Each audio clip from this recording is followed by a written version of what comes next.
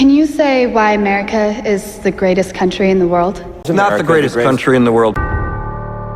Finally, really did it. You maniac! I'm as mad as hell, and I'm not gonna take this anymore! He'll bring them death, and they will love him for it. I say we take off and nuke the entire site from orbit. It's the only way to be sure.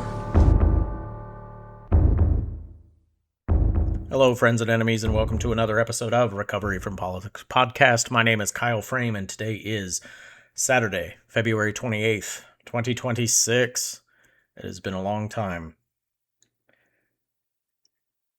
In research and study of fascist regimes, there always seemed to be an inciting incident within the populace, to me.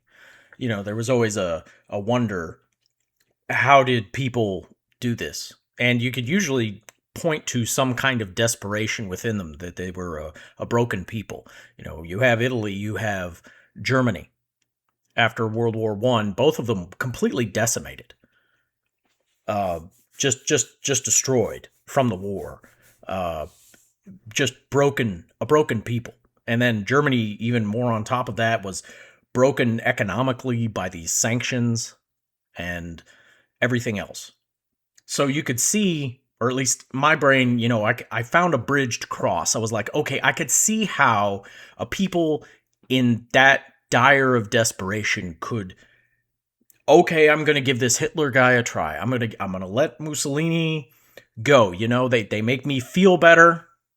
They give me an enemy to dislike and say, no, actually, we are still a great people. We've always been a great people. It's not our fault. It's not your fault that you're in this situation, because for a lot of us feel like we are not responsible for this. We're not. We did nothing wrong. We did what society always told us to do. We got up early. We went to work. We worked hard the whole time. When war was called upon us, we answered that call. We did our jobs, and then we come home at the end of the day, and everything is destroyed. We are a broken people. And the people in charge, our democracy, is completely failing us as well. In Italy and Germany, neither addressed the needs of the people. They were selling us austerity. And so the people naturally just got fed up with it. And they're like, I don't know, but you've got these guys, and yeah, they're crazy. And yeah, they're violent. And I don't like that.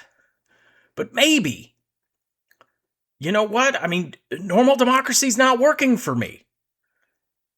So sure, in my desperation, I elected the fascist. I chose the fascist group. I could see that. I get it. The national identity, the nationalism of it all, like I do see the reason why people after World War I would see communism, fascism as options, whereas previously both of those were not the case. But the democratic institutions were not holding, they weren't responsive. So for me, I look at the United States today, and I'm just like, I don't get it. I really don't.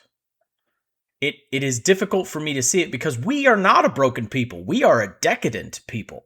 We see atrocities being committed against another Americans and are like, that's in Minnesota. That's not where I am. Where I am, we're fine. We look at LA and we're like, yeah, well, there are no Mexicans here. I'm okay. We're okay. They're not after me. And it's easy to just close it all off, to wall it all off.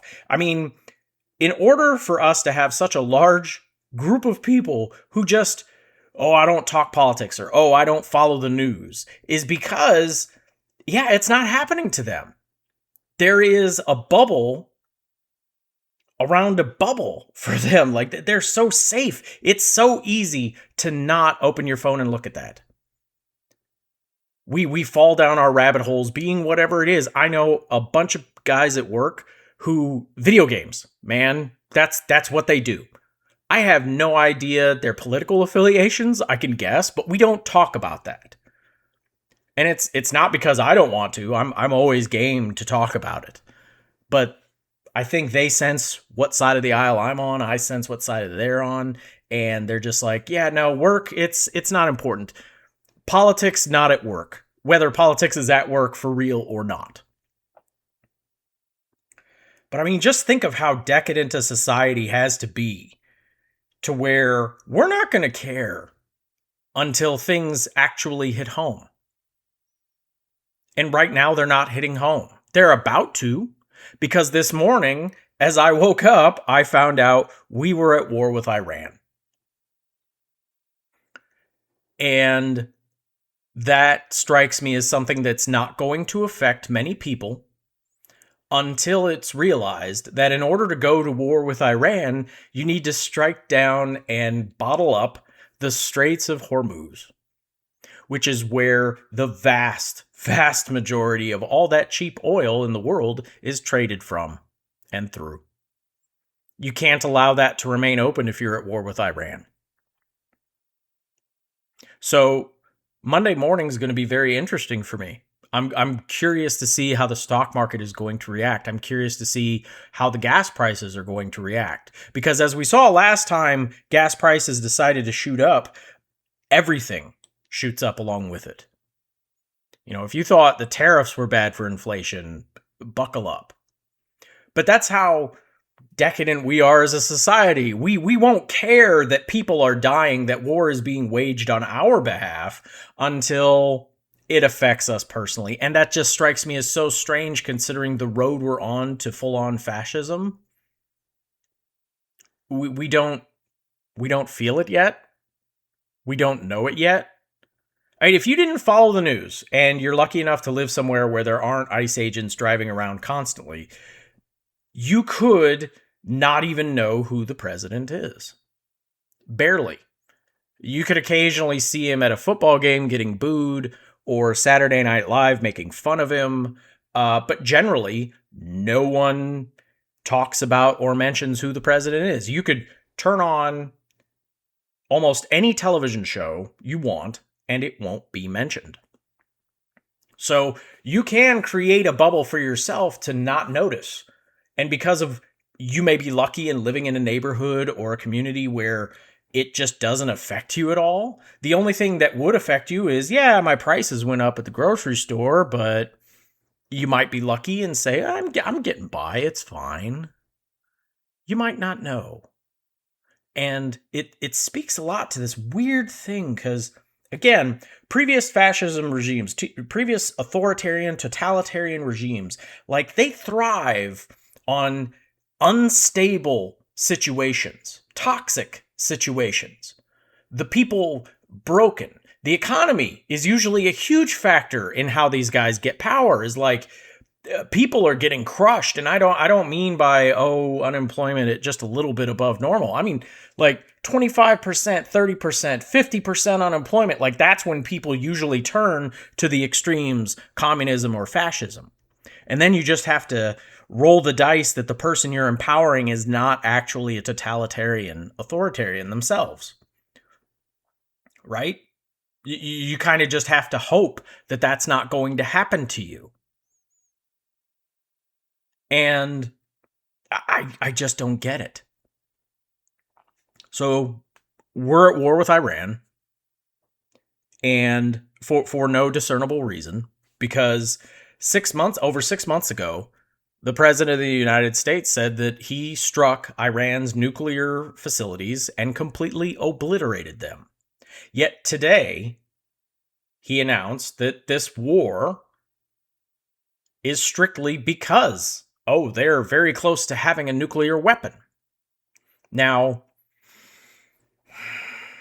either he was lying then or he's lying now. I don't think it really matters. I don't believe that this is over oil, as some people predict that it's an oil-rich nation.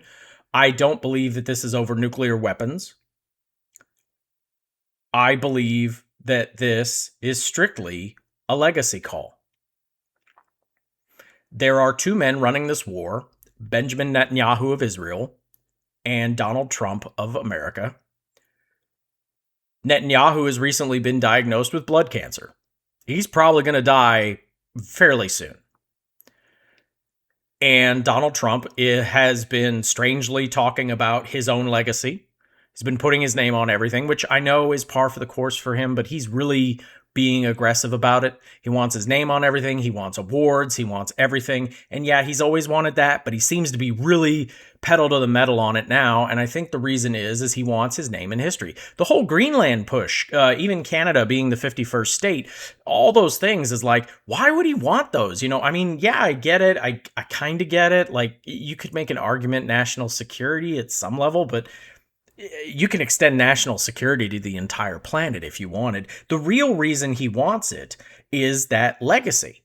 I'm telling you, the whole Greenland push was strictly because someone told him that the primary reason that the presidents on Mount Rushmore are there are because they, you know, either preserved the Union or expanded it. And he's like, aha, that's how I'll get my face on there. You know, and he kept pushing the peace, all the peace deals he did, which he didn't do, but he kept making that push because he wanted a Nobel Prize, because that is historic. And he did not get it. And now this push here, I think it's legacy. Netanyahu also is seeking that. Neither of these men will face consequences for their actions, okay? Neither one will ever see the inside of a jail cell. Neither one of them will be assassinated or killed. Neither one of them will be removed from office in disgrace. Neither one of them will lose a dime while they're in office other than, you know, whatever stock or Bitcoin they have that's going to plunge of their own actions.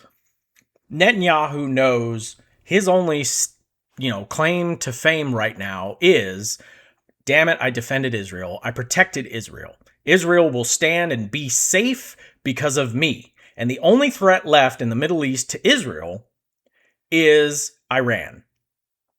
That's what he's telling himself. Iran has been a thorn in the side of both America and Israel for decades. And leader after leader have tried to topple, displace, you know, destabilize that country the whole time. But no one's ever accomplished it. No other Israeli leader has been able to convince the United States to go in on a war with Iran. Every other president has had some caution, had some doubts. This is a country with over 90 million people in it. This is not Afghanistan. Okay, that this is a functioning economy with a very, very powerful military for the region. And also culturally. The Iranian military is very powerful. That's why some of the talk of regime change is so drastic. Again, when I talk here about revolution, and I do caution my leftist friends when they talk of revolution, that the left is not in a position to seize control. If you topple the United States government, who is in a position to seize power? In the United States, that would be the billionaire class. Okay, the tech bros, those super elite wealthy bastards would carve up this country in a keen second. Over in Iran, if you topple the Ayatollah and you destroy their functioning government as it is right now, you're handing it over to the Iranian military, which is much more extreme than the current crop of people in charge. To me, it seems ridiculous if you're arguing for stability in the region, or, oh, if we just replace the regime, something better will come up. That is not the case. So the argument for regime change is not there. I think it is strictly destiny or legacy for these two. Donald Trump is dying. He knows he doesn't have long. He needs something that no other U.S. president has done. And not only that, no other Republican president has done. Two Bushes, Reagan, have not been able to get rid of Iran, despite them trying or threatening or anything about it. Democratic presidents, meanwhile, have tried to seek peace. The closest to it was Obama. And I think that's really what bothered the Republicans. I don't think it was the peace deal. I really don't. And I don't think it was the fact that it was a Democrat or a black man. I think the thing that really bugged the Republican Party about that peace deal with Iran was that it locked the United States in with Iran. There was no way they could move the goalposts. Previously, we had sanctioned Iran for very vague things like, you support terrorism, so we're sanctioning X, Y, and Z. And Iran could come out the next day and say, hey, we have cut off all funding to terrorism. And the United States could turn around and be like, well, Hezbollah is still right there. And how do we know for sure? As long as Hezbollah exists, technically, because they have a history with Iran, and they could shift the goalpost. They could define terrorism as anything they wanted. But the nuclear deal that Obama signed along with Iran was very concrete in, if you do X, we will remove Y. If you do this, we will give you that. And it was very clear benchmarks that forced the United States to end sanctions, to give a path forward for Iran to be on equal footing with every other country on the planet. If the Iran nuclear deal was allowed to complete itself, Iran would be on the same footing as Israel as far as world peace. Okay? They would have legitimacy in the UN. They would be able to sue in international courts the same as Israel does. They would be able to trade with America just like Israel does. They would be able to trade with anyone they wanted. There would be no sanctions. And even though they are an oppressive, violent regime, their borders would be open. And I think that is what was really pissing everyone off about it that didn't like the deal, was that that's where they said, oh, you're giving too much to Iran, was because it locked us into actually giving Iran things that Iran wants. And we didn't want that. We wanted domination and still control. And Obama gave that up and was like, no, if we're going to do this, it's going to be a real transaction. And the nuclear deal was there and it was working and it was verifiable. You knew Iran works. They're doing their part. It's verifiable. They were allowing inspectors in. All of it was being dismantled. Everything was working as it was supposed to. But the Republicans still hated it because it was allowing Iran to succeed. Trump, I think, blew it up just strictly because Obama's name was on it and he wanted to erase everything Obama did. And to a large part, he's secured that. Congratulations. That's his legacy, is destroying everything the previous presidents have done. But the Republican Party hated it just because it locked us into a peace deal. And they didn't like that. They were desperately hoping that Iran would do something stupid like break it so they could be like, we told you those guys are lying assholes. But they weren't. They were agreeing to the deal and it was working out fine until someone decided to just blow it up for reasons. And now we're here. And we're at war. And it's not like Venezuela. I mean, this war is so massively illegal. There's no legal framework you can find to justify this war. None. Previously, presidents have skirted the rules of war powers by saying, oh, it's just a singular strike. Like the Iranian strike last year, I mean, people like me could call it illegal, but, there are lawyers who could bend and twist the rules and be like, well, kind of, but it was just a real quick strike and it was for a very specific reason and we're not really going to war and it's not really a war. It's just a couple missiles and we're okay with that. Like I could see a lot of judges and lawyers agreeing to that and like, okay, fine, that's the story. Even Venezuela, which was massively illegal in my opinion, Just like, hey, it was a one-time thing. We launched some missiles. We sent somebody in. We kidnapped a president, which sets a horrible precedent, but whatever. And now we're done. We're out. We're not at war. We just did this one quick action. And now we're done. And I really thought that was Trump's MO. Like, that was him in his first run. He didn't want prolonged battles. He wanted one and done strikes. Ooh, I'm a tough guy. Look, I blew shit up. And then I left. I didn't look. No Americans dead. This morning he said Americans will die because of this. He says, no, we're going to do prolonged military actions. Americans will die. And he's okay with that. That is the price of going to war. That's just the cost of war, is American deaths. So he's calling it a war. He's saying Americans will die. It is not just a one and done strike. It will be a continuous attack for multiple days. There is no other way other than to call this a war. And because of that, it is unconstitutional and illegal by every single law on the books. The American people right now should be marching in the streets en masse. Right, left, center, all of us. Because if we agree on anything, it should be that the Constitution should be followed. And in this case, it wasn't. No money was appropriated by Congress for this. Congress did not approve it. Our representatives didn't have a debate on it. None of that happened. Not a single vote was cast by our representatives. This is unconstitutional, period.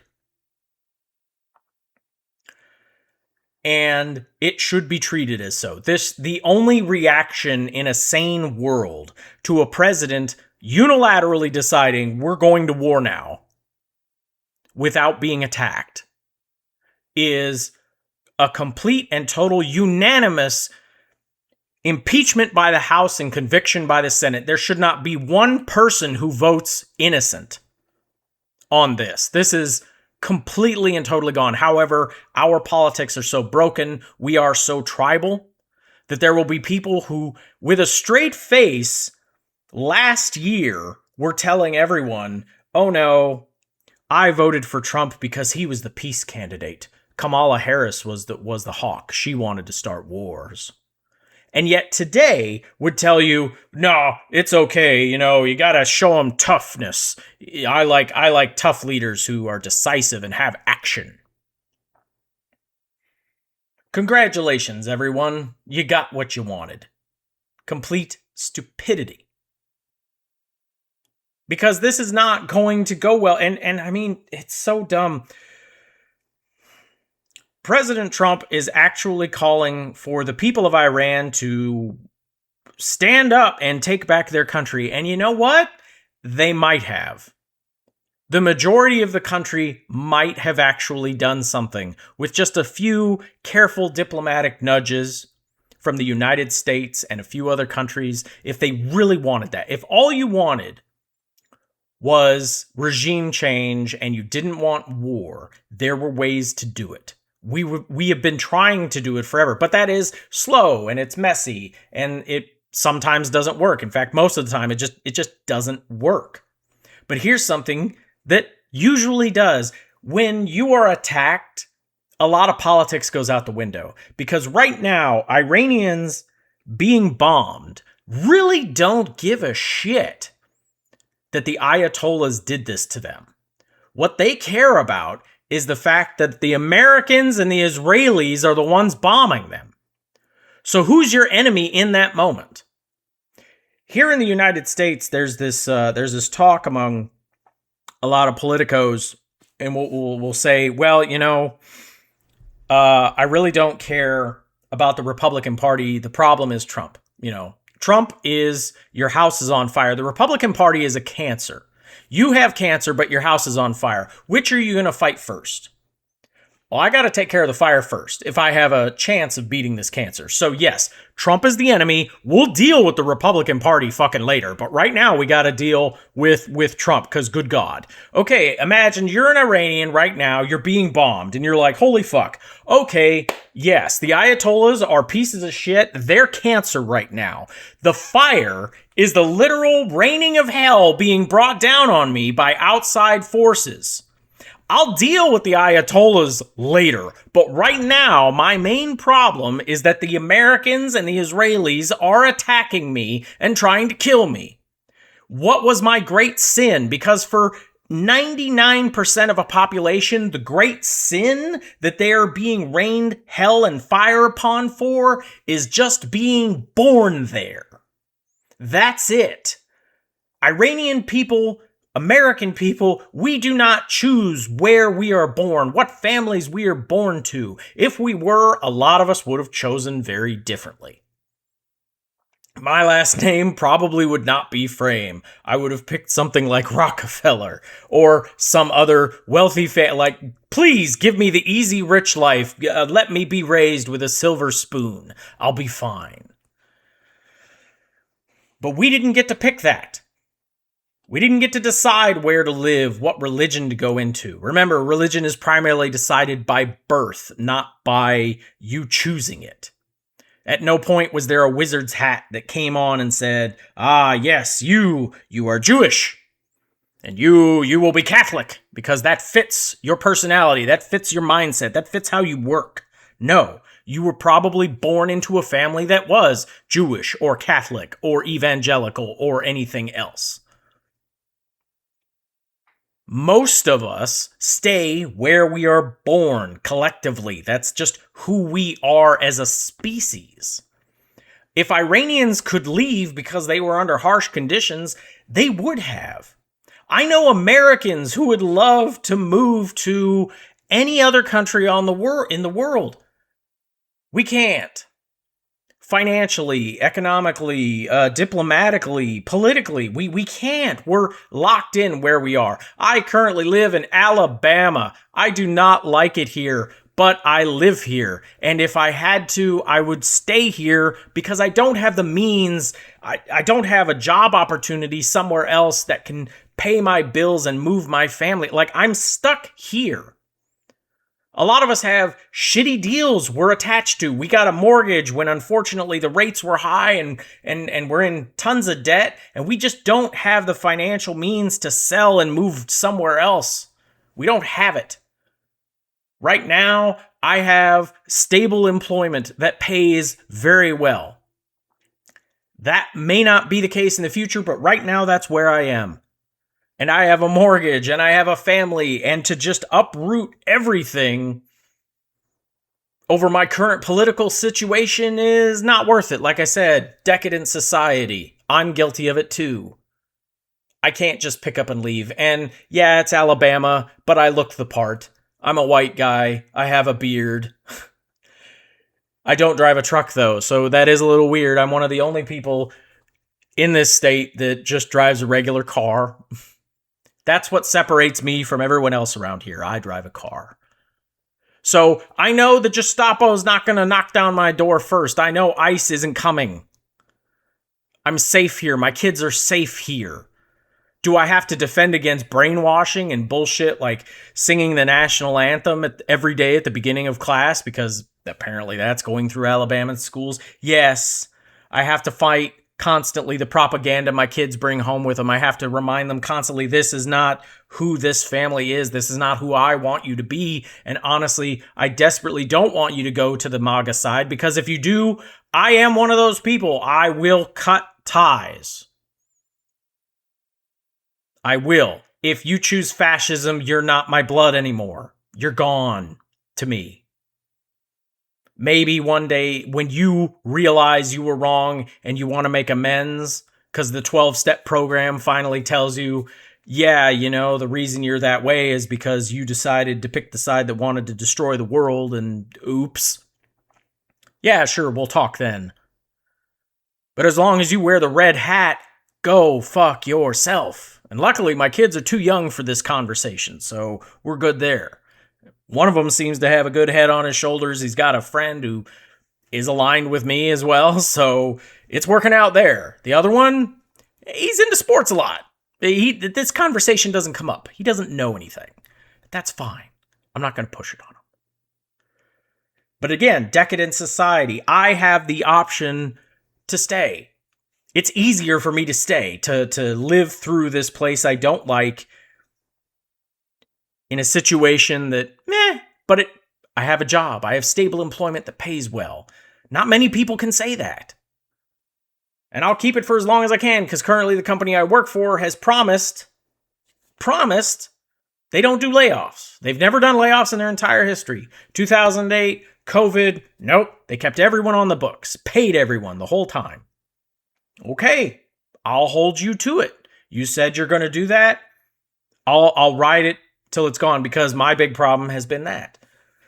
And yeah, my situation can change tomorrow if all of a sudden the bombs start dropping, but until then, I'm here. And it's too hard to go somewhere else. And for a lot of and that's me in a comfortable situation. I can't imagine living under a real no shit authoritarian regime like in Iran. Those people don't have the choice to leave.